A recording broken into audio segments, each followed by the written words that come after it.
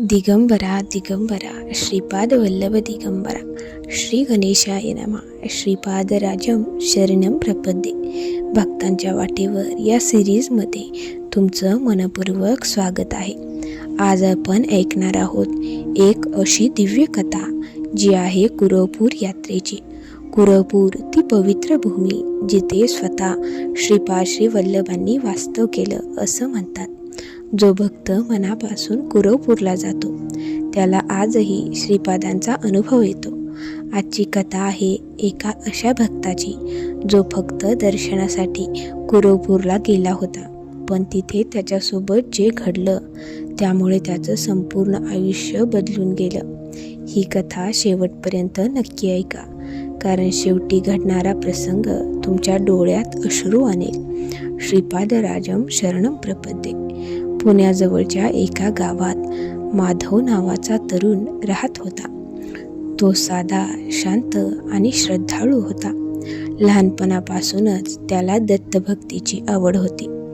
पण गेल्या काही महिन्यात त्याच्या आयुष्यात संकट सुरू झाली.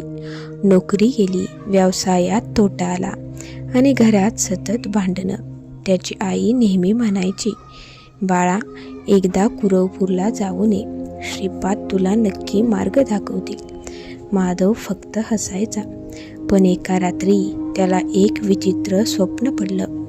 स्वप्नात त्याला एक तेजस्वी संन्यासी दिसले. कपाळावर भस्म, डोळ्यात दिव्य तेज. ते शांतपणे म्हणाले, कुरवपूरला ये. माधव घाबरून जागा झाला.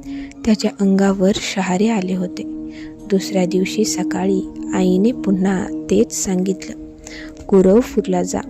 आणि तेव्हा माधवच्या डोळ्यात पाणी आलं. त्याने ठरवलं, मी जाणार. काही दिवसांनी माधव यात्रेसाठी निघाला.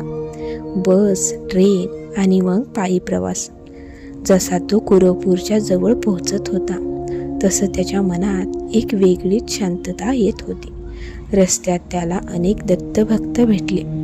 रस्त्यात त्याला अनेक दत्तभक्त भेटले. कोणी नामस्मरण करत होतं, कोणी गुरुचरित्र वाचत होतं. एक वृद्ध भक्त त्याला म्हणाला, कुरवपूरला बोलावणं आल्याशिवाय कोणी जात नाही. हे ऐकून माधव विचारात पडला. कुरवपूरला जाण्यासाठी कृष्णा नदी पार करावी लागते. संध्याकाळची वेळ होती. आकाशात काळे ढग जमले होते. नाव नदीत उतरली आणि अचानक वादळ सुरू झालं. नाव हलू लागली. भक्त घाबरले. एक महिला रडू लागली, दत्ता वाचवा. माधवही घाबरला. तेवढ्यात त्याला नदीच्या मधोमध पांढऱ्या वस्त्रातील एक तेजस्वी पुरुष उभे दिसले. ते शांतपणे हात वर करून म्हणाले, भिवू नका. क्षणात वादळ शांत झालं. नदी पुन्हा स्थिर झाली. सगळे थक्क झाले. पण काही सेकंदात तो पुरुष अदृश्य झाला. रात्र झाली होती. कुरवपूरच्या मंदिरात मंद दिवे लागले होते. भक्त शांतपणे नामस्मरण करत होते, दिगंबरा दिगंबरा श्रीपाद वल्लभ दिगंबरा. माधव मंदिरात गेला आणि श्रीपादांच्या पादुकांसमोर बसला. त्याच्या डोळ्यातून अश्रू वाहू लागले. तो रडत म्हणाला, स्वामी, माझं आयुष्य अंधारात गेले, मला मार्ग दाखवा. तेवढ्यात त्याच्या खांद्यावर कोणाचा तरी हात पडला. माधवने मागे वळून पाहिलं. एक वृद्ध साधू उभे होते. त्यांच्या चेहऱ्यावर विलक्षण तेज होतं. ते हसून म्हणाले, उद्या पहाटे नदी किनारी ये. आणि ते निघून गेले. माधव संपूर्ण रात्र विचार करत राहिला, हे कोण होते. पहाट झाली. माधव नदी किनारी गेला. तिथे कोणीच नव्हतं, फक्त नदीचा आवाज आणि मंद वारा. तेवढ्यात त्याला दूरवर तोच साधू दिसले. ते नदी किनारी बसून ध्यान करत होते. माधव जवळ गेला आणि अचानक त्याच्या डोळ्यासमोर एक अद्भुत दृश्य आलं. त्या साधूंच्या मागे तेजस्वी प्रकाश निर्माण झाला आणि काही क्षणांसाठी त्याला तिथे स्वतः श्रीपाद श्री वल्लभ दिसले. माधवच्या अंगावर काटा आला. तो खाली नतमस्तक झाला. डोळ्यातून अश्रू वाहू लागले. त्या दिव्य आवाजाने सांगितलं, संकट ही शिक्षा नसतात, ती भक्ताला माझ्याजवळ आणण्यासाठी असतात. विश्वास सोडू नकोस, मी तुझ्या सोबत आहे. क्षणात प्रकाश नाहीसा झाला. माधव रडत होता. त्याला आयुष्यात पहिल्यांदा खरी शांतता मिळाली होती.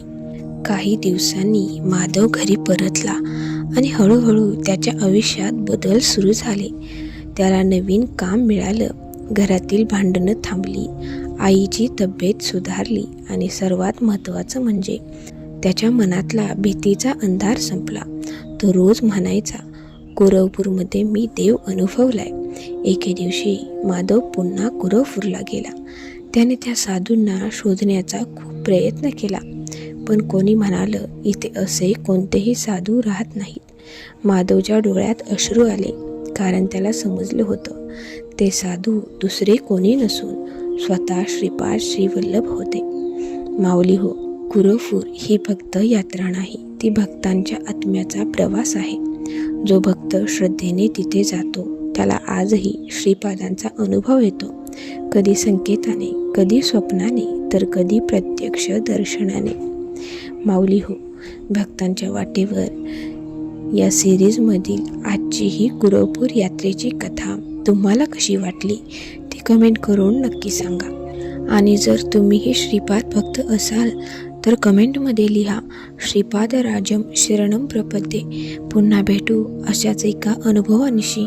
तोपर्यंत दिगंबरा दिगंबरा, श्रीपाद वल्लभ दिगंबरा.